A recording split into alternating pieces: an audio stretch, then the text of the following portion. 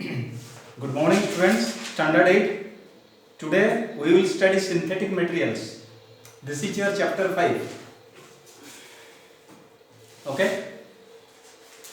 So before I am going to start synthetic materials, let us discuss about polymerization. Okay. Students, what is polymerization? Polymerization is the process in which monomers combine end to end to form polymer, and by the process of polymerizations many natural fibers such as cotton, jute, silk, wool, also many synthetic fibers, you can say polyester, nylon, acrylics and rayons are formed. Okay, so polymerization means it is the process, okay, by which monomers means small units combine end to end to form the bigger units, and the bigger unit is called polymer. Okay, and the words polymers is derived from the Greek word poloi means many and meros means parts. Got it? So synthetic materials. Okay, synthetic materials means the materials which are synthesized in the laboratories. Got it? So there are generally two types of fibers. Okay, one is natural fibers and other is synthetic fibers. You can take the examples of cotton, jute, silk, wool. These are known as what? Natural fibers. And these fibers are formed by the process of what? Natural polymerization. Because these are known as what? Natural polymers or natural big units. Also some organic substances. You can take cellulose. You know very well, cellulose is made up of glucose. Means cellulose is the polymer of glucose. Okay, other organic substance you can take hemoglobin, and which is the main constituent in blood. So it is also polymers of amino acids. Okay, so these are the substances and these are known as what? Natural polymers, both natural fibers and organic substances. But if you come to synthetic polymers, means these polymers are synthesized in the laboratories by combining small units, and synthetic fibers are generally categorized into two types: purely synthetic materials, some are purely synthetic, okay, where you can find the natural things, and some are semi-synthetic, means where both natural and synthetic materials are mixed. If you take the example of polyesters, nylons, acrylics, okay, and these things are used to make, you can say, clothes, robes, and many household items. Okay, these are purely synthetic materials. And for semi-synthetic material, you can take the example of rayon. Okay, this is rayon. Here both natural and synthetic materials are combined by the process of what? Polymerizations. So let us first discuss about what? Semi-synthetic materials, semi-synthetic fibers. You can say rayon. Okay. There are most widely used semi-synthetic fibers, and they are derived from cellulose and also available in different varieties. Okay. So here cellulose is the important parts, and best examples are viscose, cyproammonium, or you can say cupro, acetate rayons, and other is Viscous rayon, it is also made up of cellulose. Okay, and where cellulose is dissolved in a mixture of sodium hydroxide solutions and viscous rayon is made. Okay, and viscous means what? Viscous means a liquid, okay, which doesn't flow just like water flows. Okay, so it is some types of what? Little bit sticky.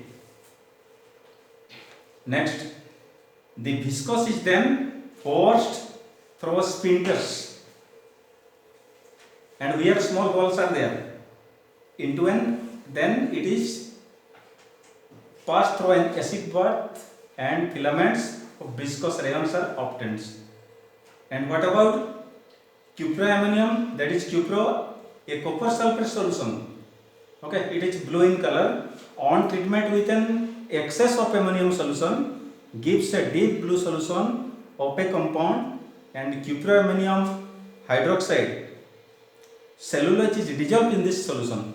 The resulting solution is forced through spinnerets into an acid bath to give the filaments of cuproammonium rayon. And acetate rayon is also. In this case, cellulose is dissolved in a mixture of acetic acid, sulfuric acids and some other chemicals. This solution is forced through the spinnerets to obtain filaments of acetate rayon. So these are about the semi-synthetic fibers. Okay. But those materials which are purely synthetic are polyesters. Okay. The first synthetic fiber obtained was of this class. Which class? Polyester class. And polymers obtained by the reaction between set of organic compounds form a melt which can spoon into filaments. The special property of these filaments is that they can be stretched several times their original length. Means polyesters are stretchable, and which comes under polyesters. You can take example of terylene, dacron. Okay, belong to this class of synthetic fibers. Terylene is used for making clothes. In general, polymers are used to make textiles, also bottles and some insulating taps, etc. Okay. Next come to nylons, or it is also known as what? Polyamines. So nylons found in different form. Nylon 6, nylon 6, and 6 are the most important fibers of this class. So nylon 6 is made up of an organic compound which contains 6 carbon atoms, and nylon 6 is made of a more complicated monomer. Nylon was first made in 1935 and it was invented to be a substitute for silk because there was shortage of silk and was used in the place of silk in parachutes in 1941 when USA entered World War II. And nylon is very suitable for women's wear, having high tensile strength, and nylon is also used for making ropes. Okay. Nowadays, everywhere you can find nylon ropes. Next, synthetic fiber is what? Acrylics. Acrylics fibers are substitute of natural wool. These polymers decompose without melting. So, they are dissolved in a suitable solvent and the solution is forced through spinnerets to obtain filaments. The filament can be cut into staples and staples spun into arms. Okay. Acrylics fibers are wavy, so not straight like the polyesters or nylon fibers. So acrylics arms appear to be what? Bulky and compete with wool, means look like wool. They are generally used to make knitwear, upholstery and artificial furs. Okay. And acrylic fibers are not easily acted upon by moisture, chemicals or bacteria, because these are synthetic materials. Okay. And some of the advantage of synthetic materials are synthetic fibers do not depend either on an agriculture crops, as cotton, flax, jute, or on animal farming such as silk or wool do. The fibers are made of synthetic fibers like polyesters, nylons, okay, are easily heat set, means they retain in fold or pleat made on them by ironing them, even washing. So very easy to usable. Thus it is easier to maintain clothes made of synthetic fibers than those made from natural fibers. Okay. Synthetic fibers are much stronger, durable also, hence these things have what long lasting values. They dry easily and have faster colors. Synthetic fibers do not easily acted upon by moisture, chemicals or bacteria. They are easily cheaper than natural fibers, so people afford to buy these synthetic fibers, okay, comfortably. But some of the disadvantages are also there of synthetic fibers. Okay, clothes made of pure synthetic fibers are garishly lustrous. Okay, synthetic fibers melt before burning. So, in case it catches fire, so it may cause severe burn where on your skin. So, clothes made of such fibers sometimes stick to the skin when in contact with a flame or and causing severe burns. Therefore, they should not be worn in kitchen or while setting of fireworks. Another thing is synthetic fibers are generally hydrophobic, means they do not absorb moisture. They repel moisture. Okay, so they have fear for moisture. Okay, they do not allow enough circulation of air either. So these the clothes which are made of synthetic fibers are not comfortable as that of natural fibers.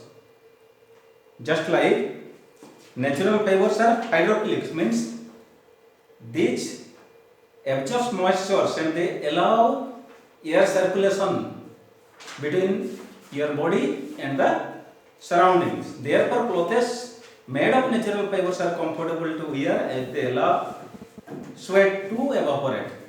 But in case you wear synthetic fibers, okay, sweat remains on your skins and some bad smell comes from the skin. Okay, and some electrical charges accumulates on synthetic fibers, due to which they cling together as well as to the skin, and sometimes this accumulated electric charge irritates our skin and we do not feel comfortable. Got it? So what happens nowadays to avoid such circumstances? Okay, sometimes we feel better to use what semi-synthetic fibers, because synthetic materials do not provide us comfortability. Also, we are not capable to get plenty of natural fibers. So best blend combination is of semi-synthetic fibers, just like what? Rayons. Got it?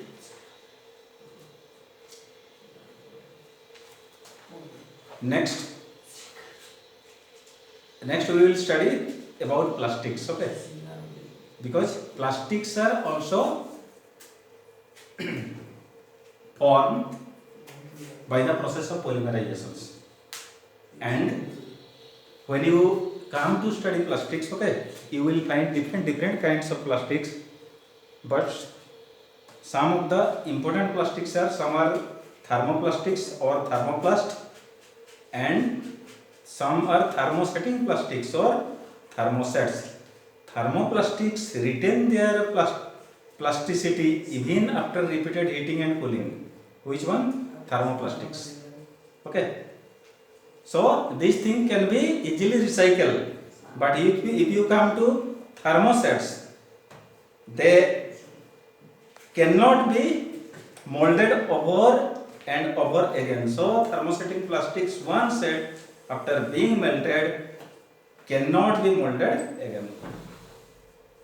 Okay. And some hazards are born when we use plastics materials, okay, and some of them are there, you know very well, these things are non-biodegradable, so they are not broken down into simpler harmless substances in the environment. So with the increasing use of plastics, the volume of non-biodegradable garbage is increasing every day. Use and throw of plastics objects like carry bags and bottles block drains, sewers. So carry bags also harm animals if they swallow them while grazing, because this thing accumulates here in their bellies, and also when burned they produce harmful and toxic gases. Most chemicals used for preparing the monomers which form plastics can cause cancer among the workers, okay, and which is very deadly disease, you can say. It is very difficult to recover from cancers.